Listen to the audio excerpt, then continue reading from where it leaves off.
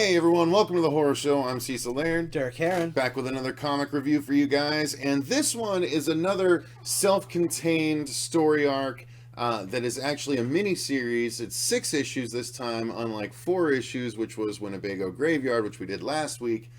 This one is called Plastic.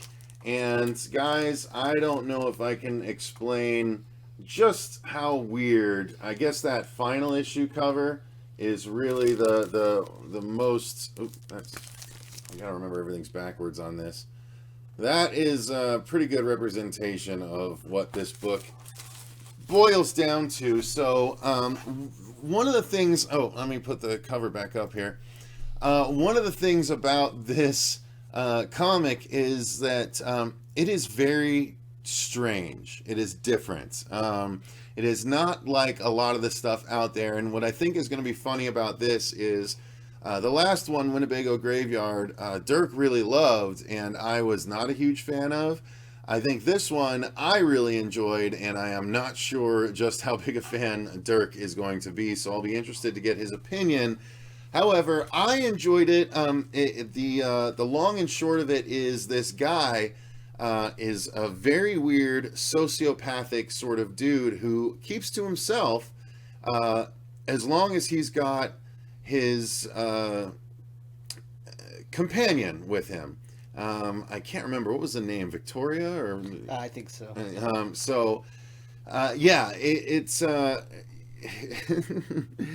It's apparently his blow-up doll. That's the long and short of it. He is constantly talking love talk and doing love things to his doll, and he in the first issue he takes a break to go get them some fluids to re-energize, and so he goes into a convenience store and ends up getting involved in a sort of botched robbery, if I'm not mistaken. And it's I think, right, or was it no, it was a group of kids harassing someone, I think. Let me just double check. But nonetheless, he ends up getting drawn into a fight with some college kids. Oh yeah, he pulls into a convenience store and they start cooing at his companion. And he basically defends her honor by kicking all of their asses in an extraordinarily gory sort of fashion. And that will lean to the artwork when we get a chance to talk about it. But yeah, this is a good sort of shot. Let me get rid of this real quick. This is sort of the way the artwork kind of goes with the action. And then when it's not the action, it's actually kind of reminiscent of another Image book, Invincible.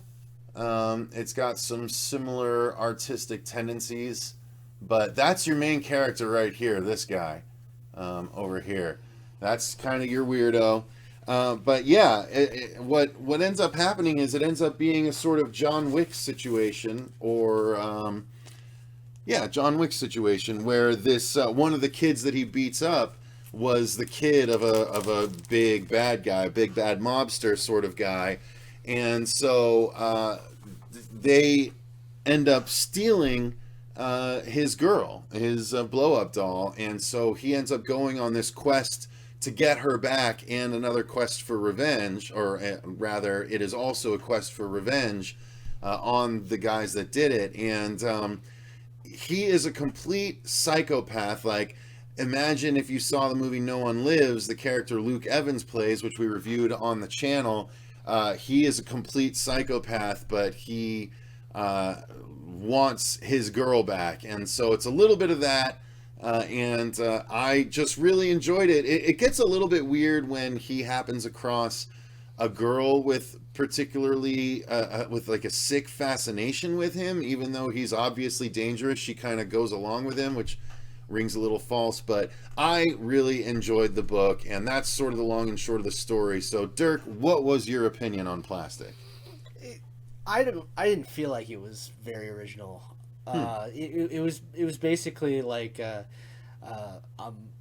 Mario princess story where he's just you know, princess gets taken, and now he has to get princess back. I guess that there was a little bit that you didn't touch upon with like the mobster aspect and what they kind of tell him that like we'll give her back if you do something for us. So there's that kind of plays in there as well. But like once again, like I feel like the artwork wasn't like it didn't really stand out to me. Sure that it was very violent. You know, it's an ultra violent comic, but it just felt pretty silly at times. Like for instance, like what you were kind of saying about the girl that he meets up later and how she's like just so trustworthy of this like psychopath. I understand that, you know, he does help her, but like it's just to the point where like I don't know, if I was her I would fucking get out of there, just because like the guy is insane. And like I don't know, it just, this comic really didn't do anything for me, so I guess I don't have much to say about it. I liked it. I mean, it was a good. See, that's the thing. Like, I have a guilty spot for like your Takens and your revenge movies. I really like revenge movies. Well, I love John Wick, but I wouldn't say that it's like John Wick. There's John. No, I'm saying there's aspects of John Wick to it where in John Wick it was the someone, you know, it was someone's son, right? It was the big mobster's son that he had to end up confronting the dad, right? He's like, you went after John Wick, you know, like right. And it's but so it's that kind of thing, and with on the mob side, that's what the closeness I was making there, or the comparison rather. Yeah, I like the artwork though, man. The But covers are cool. So it just doesn't stand out to me. Like I think that just the idea of like that it's like this adult, it's even more than a blow up doll. It's one of those like real high doll, end, you know, sized dolls, human sized dolls, and you know he's like obsessed with it because it's the only way that he can like really I don't know, connect with anything. No, it's to me. No, he even says at one point, she is how he curbs his like he understands that he shouldn't interact with society, and his ability to interact with her curbs his need to do weird shit to the rest of us in society. Yeah. And I thought that was like an interesting, like, again, that's what made it unique to me, was like the psychology behind this character, because he is such a bad like guy that you're following but rooting for, like, you know, that's what really made it interesting to me and different, you know.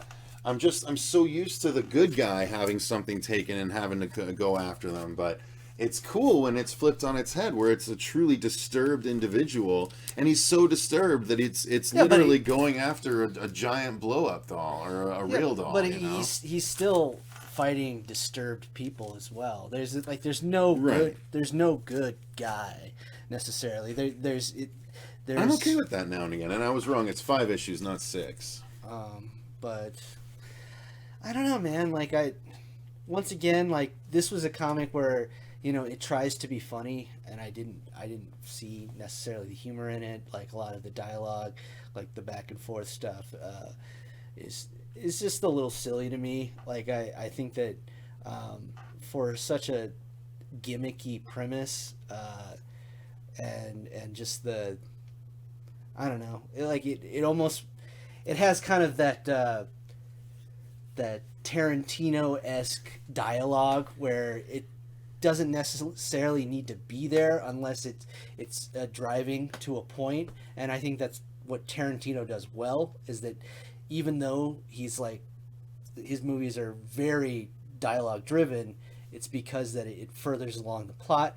I don't think that a lot of the conversations that kind of go on in this book really further the plot. So I think it's a little wordy for its own sake. But I could agree with that. It's a little wordy at times. But I don't know. It's I like the ending of it. I thought the ending was okay. Yeah. But yeah, I thought it did end kind of satisfyingly. Right.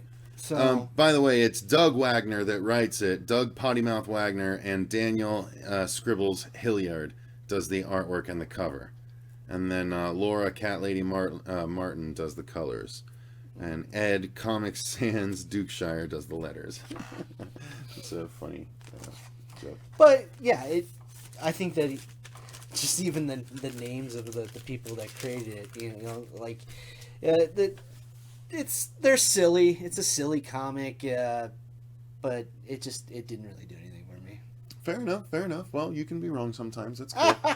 That's my opinion. It's subjective, right? It is. So that is Plastic, you guys. Why don't you let us know in the comments down below if it sounds interesting to you, or if you happen to have read it. What did you think? Will you be seeking it out? I believe the trade should be available by the time this airs. But again, it's 5 issues. It's a single one-off story that is really good if you like just twisted tales involving really weird people or really people that are just off. That's what I liked about it. I liked the psychology behind this book. But I think that it could have been told in an issue. That's me. I think it was overextended for what it was. You might be right. Maybe by 1 issue. I think it could have been 4, but I think that works. By the way, you still need to finish Mimetic because I want to talk about that. Yeah. Did you know that's a trilogy? Like they did 2 more series after it was 3 issues. Yeah. It's actually it's 3 different stories, but it's all written by the same guy, and they kind of like play. It's like his what he called it, like when I was reading this interview, his apocalyptic trilogy. So there's the 3 issues of Mimetic and then 2 other series. Yeah, and really, and the last series is happening right now. Fuck! How did I miss that? Yeah, I just recently found that out. Yeah, I wonder. Okay, totally, you need to tell me what they are so I can seek them out. Damn it, son of a bitch! I hate when I miss stuff. But you still got to read Mimetic so we can talk about it. All right, so that's Plastic, you guys. Let us know what you think of it when you can, or what you thought of what we thought of it. So thanks for watching. I've been Cecil Laird. Derk Harron. And remember, stay scared.